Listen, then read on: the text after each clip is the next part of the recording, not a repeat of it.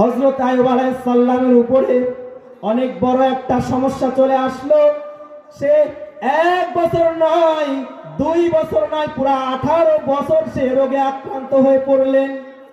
হযরত আইয়ুব আলাইহিস সালাম 18 বছর রোগে আক্রান্ত হওয়ার পরেও কিন্তু সে হতাশাগ্রস্ত হন নাই, সবর করছেন, মহান রবের উপরে ভরসা করছেন।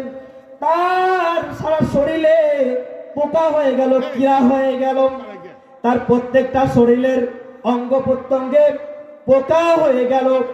হযরত আইয়ুব আলাইহিস সালাম এত বড় রোগ হওয়ার পরেও কিন্তু সে ধৈর্য হারা হয়েছিলেন না।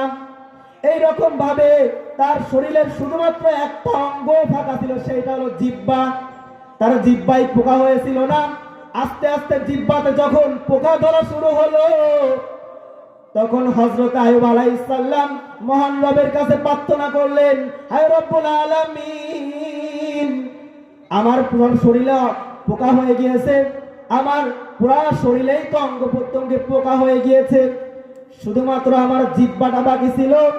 এখন যদি আমার জিহ্বায়ও পোকা হয়ে যায়, আমি তোমার মতো রবের জিকির কিভাবে বলবো? একটু কি সুবহানাল্লাহ বলা যায় না?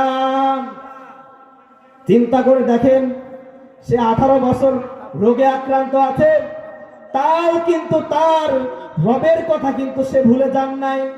সে চিন্তা করতেছেন যে জিহ্বায় যদি তার পোকা হয়ে যায়, তাহলে পরে আমি মহান রবের কিভাবে জিকির করব?